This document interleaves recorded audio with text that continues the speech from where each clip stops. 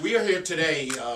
Over the past couple of months, we've had over 30 synagogues and charitable institutions that have had literally hundreds of thousands of dollars, and I believe running into the millions of dollars, people who have sent contributions to these organizations and synagogues. They put it in the mail, and the checks disappear. For one reason or another, the checks disappear. Okay? We have, in fact, hundreds of checks, which I will show you, but some of them are on the wall. We have checks here, sent from an organization, Jewish Communal Fund, to a local charity, $12,000. This check of $12,000 disappeared and went into a strange account. $1,500, $54, $18, $500, $600, $5,000, $1,800, $18,000. Each check in the back is endorsed by someone that we have no clue. It is not the charity, it is not the synagogue. In fact, if you just want to move over here, let me show you. The back of these checks and the hundreds of others that we have, and there might be thousands of others, have all been put into the accounts of these different groups here. World Pay Processing, which is part of the Bank of Scotland, GFX, KRUSA, SMU Charity, Israel ChangeNet.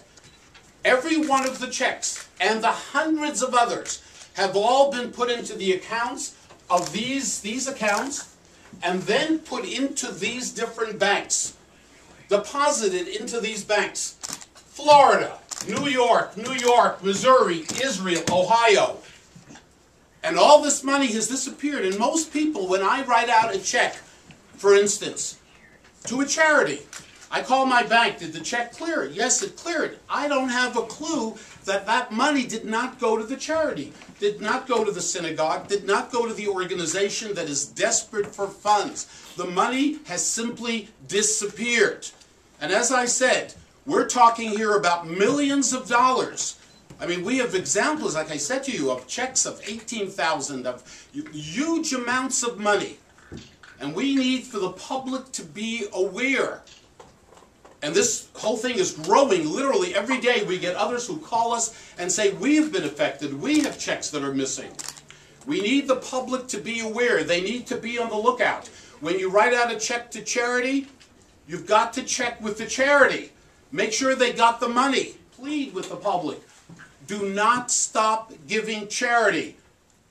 That is not the answer, not to give charity. These organizations, these groups need your support. I mean, this is just a list, a growing list of the different synagogues in New York, New Jersey, Michigan, all over the place, all over the city of New York in particular, institutions that have been affected. It's a really very horrible situation.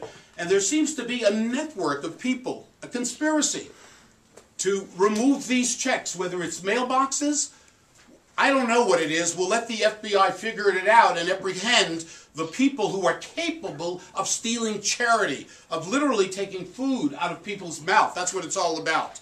So we'll let the authorities figure it all out. But we have handed over, and we are handing over, a tremendous amount of information that we have gathered from the 30 different groups. Some of them who don't even want to be identified because they're scared people are going to stop giving charity to their organization. And we have put this together. I mean, why are checks made out to the Young Israel of Flatbush, a major synagogue in our community, Young Israel of Flatbush? Why does it end up with one of these groups over here, one of these accounts, and then into these banks all over the United States? What's going on? Who's regulating? Who's got here? Missouri, you got New York, Florida, Ohio, New York, and Israel. Money flowing in. Checks that are made out again to an institution, and the money is going to one of these check cashing places. The back of each of these checks, here's a $12,000 check. $12,000 from the Jewish Communal Fund going to one of the groups in our community. And the back of the check has KR USA in the back of it. It doesn't have the name of the institution. It has KR. KR is one of the check cashing places, one of the accounts where money is going into.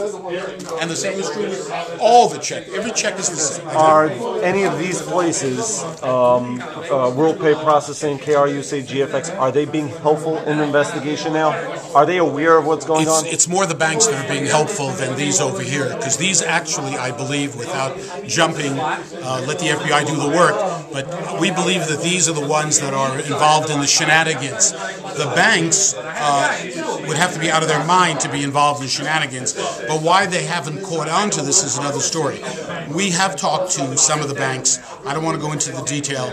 I guarantee you they'll be cooperating with the FBI and the authorities. The burden really is the charity, and the people give us to our shuls. We need the financial help. And a lot of people now are scared because sometimes they may take a check in and it could be a month or 2 months, and we even find out that they, what happened to it.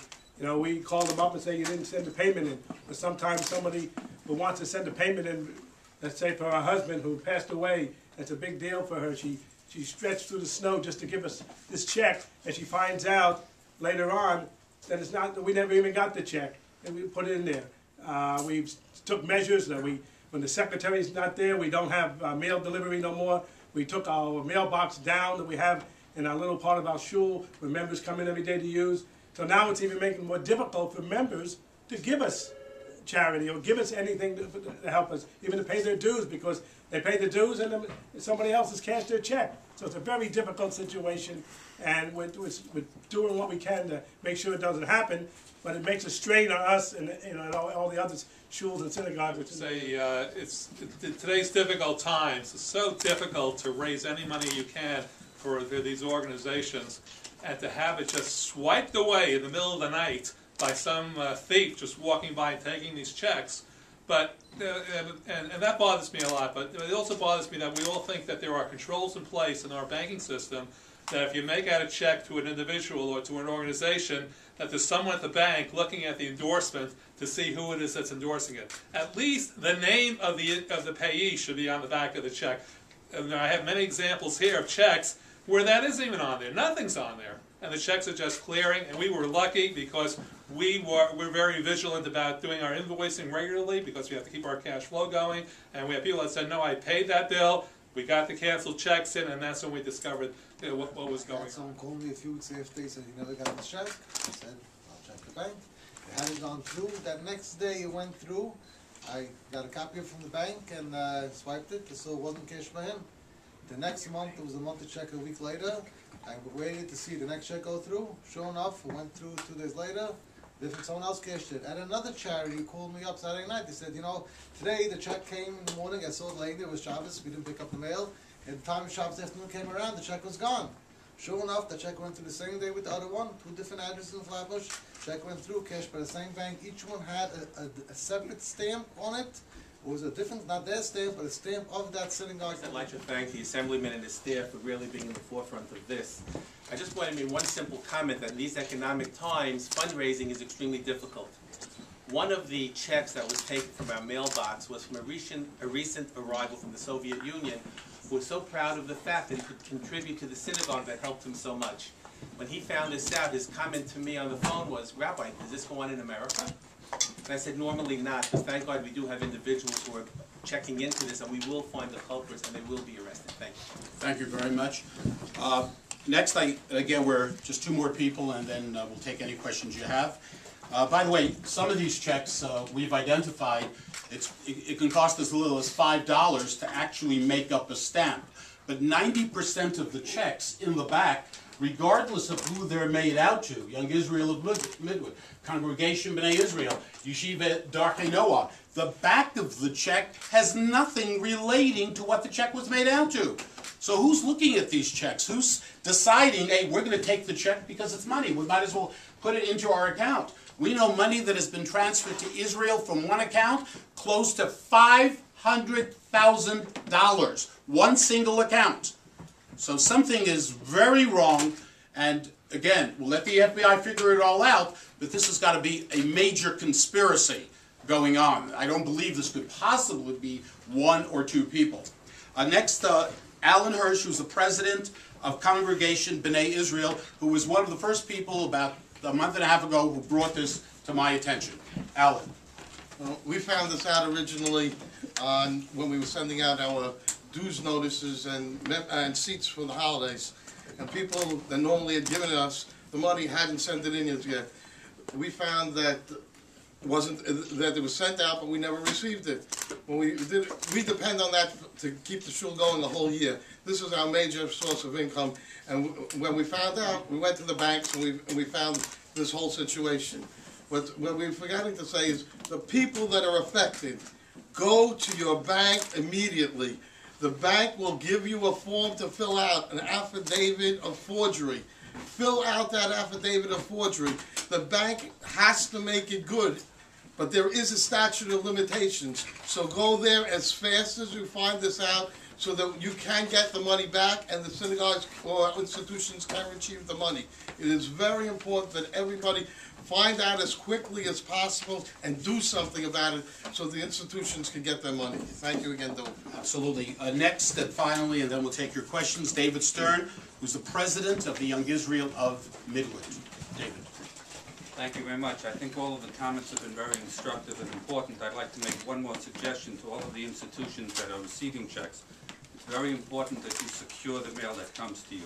And what I would suggest is either get a post office box or maybe get a lock box where people could drop off your mail. That's what we were able to do about 8 months ago when we figured out that this problem was happening. I'd also like to mention that from our investigations that we've done, we know that this is going back at least 2 years, and it's happening as of last month. So this is something that is a very, very ongoing situation, and it has to be addressed as soon as possible. A lot of these organizations, they're little synagogues, some are big synagogues.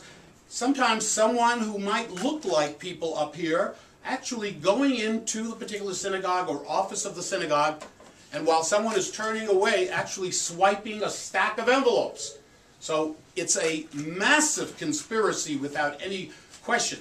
But again, as I said, you know, I don't want to play detective. We're going to let the FBI taking this seriously. We got 3 states involved. We got banks in 4 or 5 states involved.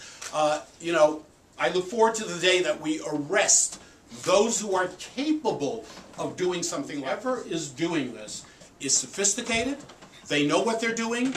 They're getting the money into the bank. They're getting it. There's a whole system involved here in doing this that seems to be very sophisticated. So we got to put an end to it. We got to put a stop to it. And you know, we're talking about these charities. We don't know how many others are affected. I started with Alan a couple of weeks ago. There were only 5, and then a week later there were 10. Now we got over 30 different locations, and there is no doubt in my mind that's going to grow in the next 24 hours.